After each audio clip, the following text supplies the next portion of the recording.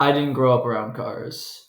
I did, however, play with Hot Wheels, but didn't care for the realistic ones. Until one day, when I was 6 or 7, my father showed me a video of a custom built Mustang by the legendary driver Ken Block ripping through the streets of LA. And from that day on, I never wanted to play with Hot Wheels that didn't look like real cars again.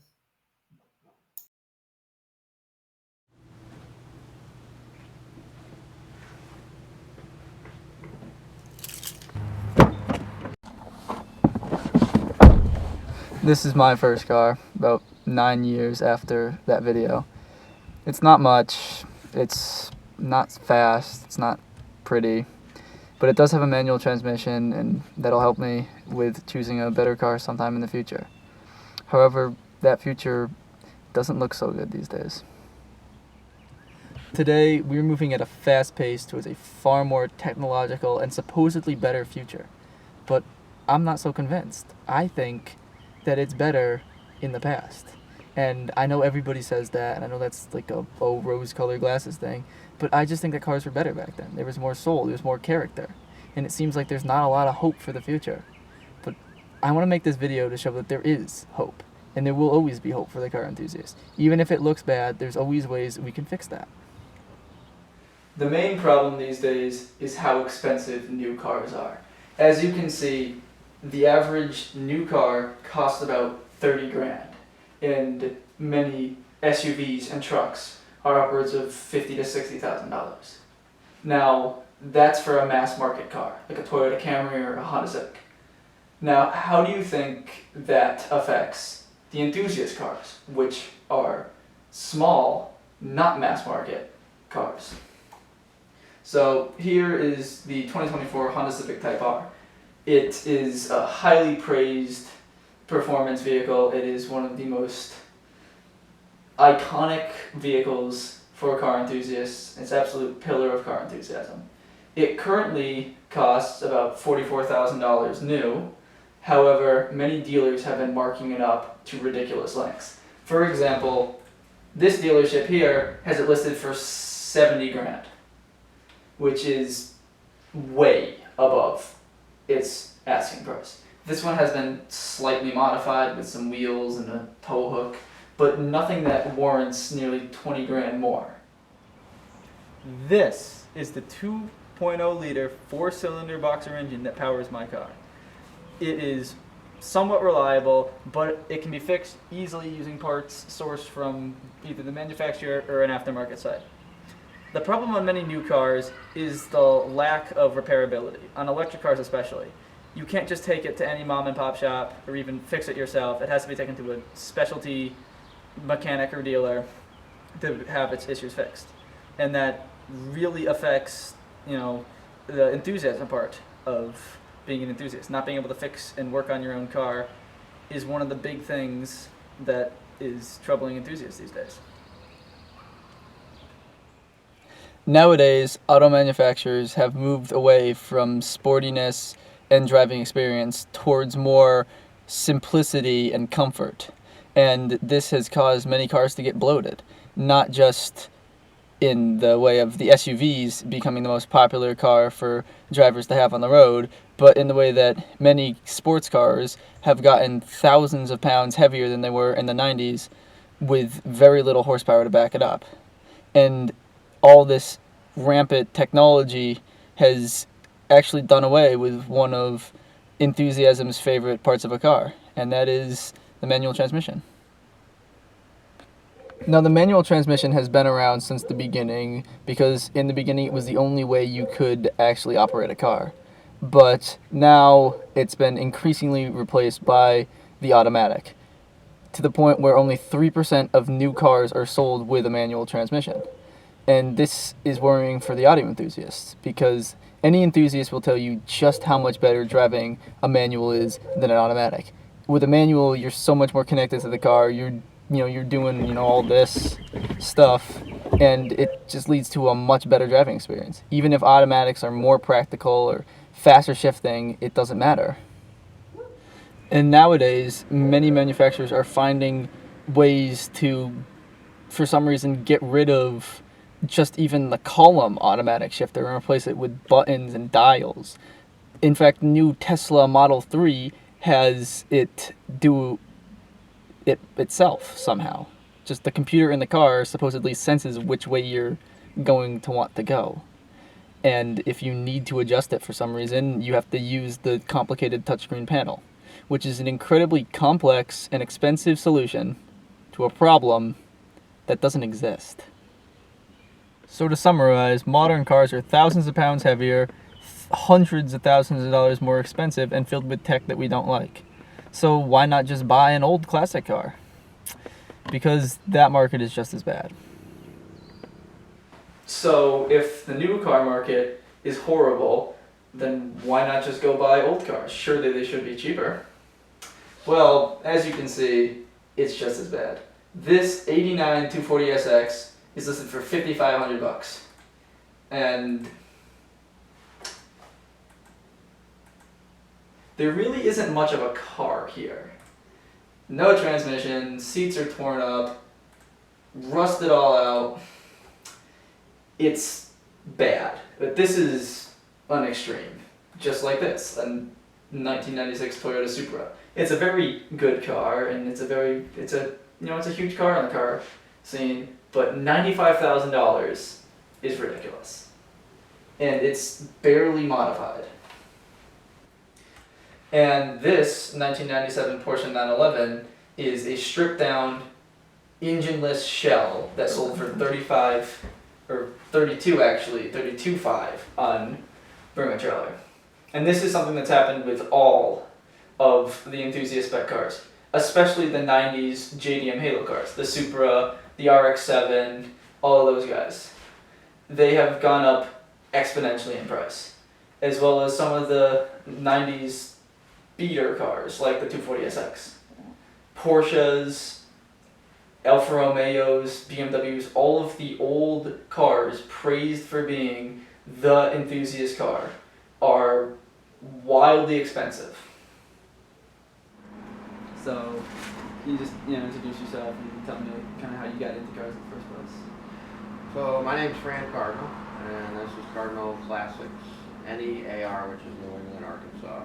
And I got into cars from when I was about 8 years old. Always loved them. My dad, and then growing up with them. Bought my first car when I was 15 years old, didn't have my license, and drove it about 2 miles, and then had 54 cars before I was 25 years old. So trading up and getting different things. So that's how I got into the car thing. And it's a whole lifestyle, the car world. It really is. A group of people that do that. So how did you get into the auto sales industry? The sales, well, I was a collector. I had a small collection of cars, and I had a construction business that failed, and a certain amount at a time, 2007 and 8, and I lost some of that collection. So I started helping people find good homes for their cars at good prices as a temporary thing until I went back to my regular work, and I had never gone back since 2007. It's 2024. This is what I do for a living now. We deal with customers all over the United States and abroad, and Germany, Sweden, Kuwait, all over the place. It's pretty neat. England. So yeah, that's how I got into it. I never thought I would do that. But I don't sell anything but classic cars, and we service everything that we work on for our customers only. So we keep it small. So, as somebody who's been in the auto sales industry for a long time, how have you seen that market change? Whew. That market's changed tremendously. The fact that obviously COVID had a lot to do with it. It's gone from being an enthusiast market to an investor market, and I think that's probably the easiest way to explain what's happened to the car business.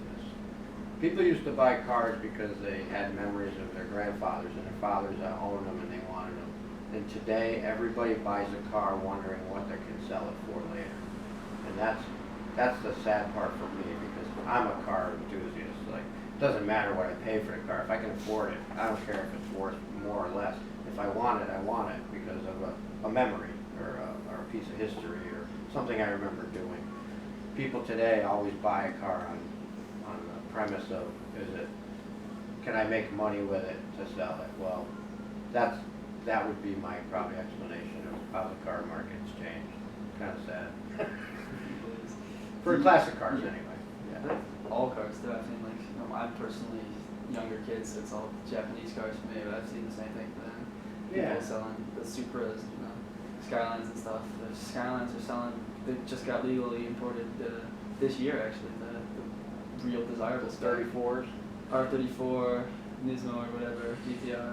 They're selling for no joke $400,000. It's crazy. It is ridiculous. I just sold an R32 first year. I had it here for a while. I sold it to a guy in Westfield, and he bought it for $39,000, and it was a nice car. See, so we don't have big advertising, but we're like the best kept secret around. So people know us, they find us, we have good inventory at reasonable prices, but where we compete against some really big marketing companies that it's hard sometimes. We get buried in the mix, that's all. So if somebody's not looking hard enough, they don't find us. And they pay a little more. So do you think that because of how that market has changed and all the investment type and the prices, do you think it's harder for younger kids like me to get into the car scene and actually afford the cars that they want? I do. I don't know how you guys do it. I really don't. Because everything's transparent today. Everything's online. Everybody knows everything about what everything costs, and there's no hidden cars like there used to be. So for a young person to buy something, you see what you see on the big media. So you see what the auctions are doing. The auctions are a big change of the car world too. They didn't have that presence. And the auctions are driving the prices high. Whereas the best way for me to tell people to buy cars, really, I think, is buy them from person to person. Find them, somebody knows somebody, that's how you find a car. But the auctions, inflated prices when you see them on TV, it changes that. So I don't know how you guys can afford some of that stuff because you're trying to build a house, you're trying to get a house, you're trying to, get married, have children, all that.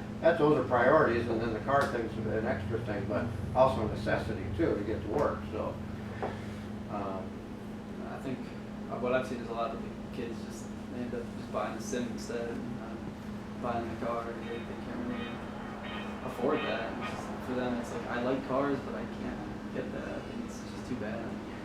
yeah, well, it puts pressure on you too because to be able to do more and to be able to make more money and you don't have the access. I think not every kid anyway has the access to being able to work on it or be able to maintain a car because they don't teach you that as you're younger anymore because you don't have to do that. When we grew up, a lot of that was part of it. Buying a car was working on it, so you got taught the basics: changing tires, doing points, doing a tune-up, changing the oil. You don't have to do that anymore. There's access everywhere to have that done and you pay for it. So unless somebody in your family was that way and fixed it and allowed you to, or you were able to learn that, then that's a big change in the car industry because now cars are basically throwaways is what they're trying to do. There's not to preserve them. I sell cars that we're hoping to preserve and bring back to life, and there's a whole nother market about there with the auctions that are making it so expensive that not everybody can afford it. Even the people that grew up with it, So a guy turns 50 years old and kids are off to school and he's got made stuff and he wants to go buy a Javelin because his brother had one when he was a kid and he couldn't afford one. He can't afford it because he can't afford to write $40,000. He can spend maybe $15,000 or $20,000. So it's tough. It's a tough thing to see change in my life because these were cars that people just drove. Now that you sold your kidney to afford a 90s JDM car, you're going to want to modify it. Because why buy a supercar when you could mod one of them for half the cost?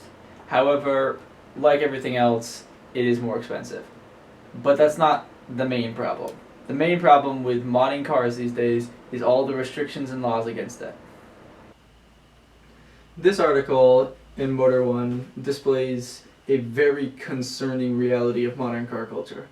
This owner of a Hyundai Elantra was ticketed for his stock exhaust and was forced by the cop to go attempt to fix it. But obviously he can't because it's a stock exhaust. At the end of this whole escapade, he had to go to the dealership and have his sport exhaust taken off and the stock exhaust put on. These track closures have mostly affected drag strips, but one of the big stories from this year, as reported on by The Drive back in January, was the almost closure of Laguna Seca. Now, Laguna Seca is a very famous track, known for hosting IndyCar, MotoGP, and tons of classic historic events. And this year, it was threatened by an HOA and almost had to close its doors. It's been on the fence for years, battling this homeowners association that lives in the nearby golf course. However, the track has been there for decades longer than they ever have. It started out with the houses being down here somewhere, far away from the track and all the noise pollution. However, as the country club expanded, the houses got closer and closer. Now, the closest house to the track is about a mile away. And people are moving there and complaining, which is ridiculous. As Colin Marshall says in Boom, A Journey of California, it is not the car culture that's the problem, it's our house culture, which makes total sense. This is a cycle of people complaining about the noise of racetracks after moving next to a racetrack. That is a willing decision. This has been going on for a long time. In fact, one of the most famous racetracks, the Nürburgring in Germany, has been running off of public funds for a long time. And it's ridiculous. There are people who will complain about street racers, then the street racers build a track, and then they complain about the noise, and the track gets closed down. It's a never-ending cycle. It's just what non-car enthusiasts don't understand. They don't get why we want to build stripped-down, loud race cars and drive them around these tracks. They prefer their SUVs and their electric cars, and they're just kind of, I guess, uninformed about car enthusiasm. It kind of is a you get it or you don't get it kind of thing. And I want to talk to somebody who does get it. So to prove my point about cars and to show you a cool car for once, I have Matt here. He lives in Westfield, he's a car enthusiast. I'm going to ask him some questions about cars. So how did you get into cars in the first place? Growing up, my dad and I built a go-kart when I was 10 years old, so that was probably the beginning of it. Got to learn about engines and how to make things go and put things together, work on things, change oil, air cleaners, and things like that. And then from there, I just always had an interest and like working on things, like working up with my hands and working on engines. So then it went to three-wheelers and dirt bikes and four-wheelers and snowmobiles. And as I got older and got my license, all my buddies had similar interests too, and we'd get together and work on our cars or trucks together. And that's just something that's stuck with me my whole life. All right. Has it always been American cars? It's always been American cars. Yes, it has.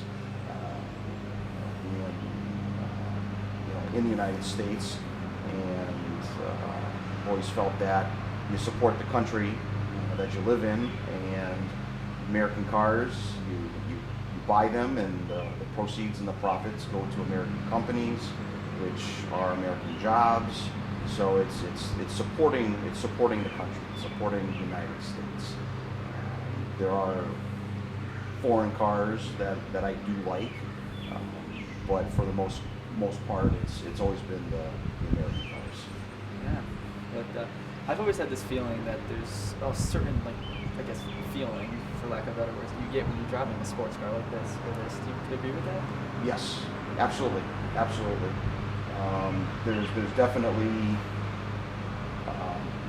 an endorphin release that you get from being in a powerful vehicle or anything that is fast. It's just that rush, the sound, the sense of power that it gives off is definitely one of those things that just it raises the adrenaline. Yeah. Yes. So, part of my video is that I think it's getting harder to be a car enthusiast these days with laws and prices and all that. Do you think you agree with that? Or? I do. I think that especially with the whole global warming claim and things like that, where they know that these cars are not nearly as efficient than the newer cars and everything. But for the most part, Americans love their cars. They love their sports cars and their muscle cars, and it's muscle cars and apple pie for the United States. That kind of goes hand in hand, and I think no matter what, we're always going to find a way. There's always going to be these cars out there, no matter what kind of regulations they try to put. They're here. They're here to stay. Yes. Car enthusiasts tend to get a bad rap. It's mostly because all people see in the news is takeovers and burnouts and late night drag racing on public roads and causing accidents. There's more to it than that, obviously. For me, and from what I've seen, it's a hobby that transcends social standing and age. And that might sound weird because cars are expensive, as I previously stated. But I don't think you need to have a car to be a car enthusiast. There are many different cultures and styles, and you can have an expensive supercar, or you could just be the kid taking pictures at the meet. There's no true demographic of car enthusiasts. Every walk of life, every type of person, all united by a couple thousand pounds of metal. But to them, it's more than that. To them, these hunks of metal have souls. They have spirits. They are a rallying point. The sport of racing in general has played host to some of the most amazing battles and greatest innovations. My Subaru, for example, has an all-wheel drive and an ABS system. Both things were invented by manufacturers to help them win races. In fact, many things standard on cars today started in racing, like seat belts, power steering, and hybrid systems, all invented and perfected through the use of motorsports.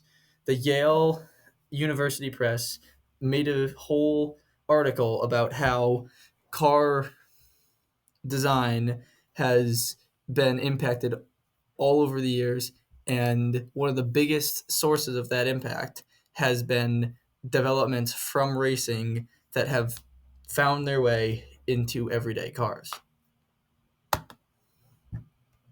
To non-car enthusiasts, automobiles are just massive slabs of metal used to get from point A to point B.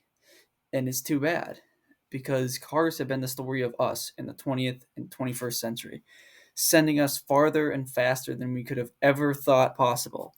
From the trenches of war to the great reaches of jungles, deserts, and mountains to conduct scientific research. Even non-car enthusiasts can relate to the feeling they got the first time they got behind the wheel. That freedom to do whatever, whenever you wanted. They are the ultimate expression of freedom. Every enthusiast-owned vehicle is a reflection of the person who owns it. In a sea of gray and tan Teslas, a red sports car will always stand out. Just like the legendary Enzo Ferrari once said, "If you ask a child to draw a car, he will draw it red." They inspire us and motivate us, and tinkering on cars as a kid can lead to pathways into the industry in the future, helping create new technologies that will push us further and faster than ever before. I guess my point is that this hobby has existed for a long time, And it's been a way that people can get together and find lifelong friends and sometimes even jobs. Cars are a vital part of who we are, whether you like it or not. And to close the door is to put thousands of people out of a job. At the end of the day, the environmental impact they keep on going on about is very minimal, and other forms of transportation can produce even more emissions. One private jet is probably enough to out pollute an entire car meet. Yet it looks more and more every day that the enthusiast car is being snuffed out. But just like some of our greatest stories, such as the bootleggers in America and the Bosozoku culture in Japan, car modification will always be a thing as long as there's access to transportation and a way to mod it. Car enthusiasm will always exist. Maybe not in the same form that it does today, but it will always exist. I've seen too many kids quit this hobby before they get the chance to experience all of the cool things because they are too worried about the future. There is still so much cool tech in electric cars and new green fuel options that can possibly allow us to drive our favorite cars without having to worry about running out of fossil fuels or damaging the environment. There is a lot of bad at the moment, but I believe that car culture will always prevail. As Jack DeWitt says in his article, the title of it itself, car culture knows how to just motor on. And I think people just have to realize that there's a lot more to this hobby than just hooning around. There is still a lot of hooning around.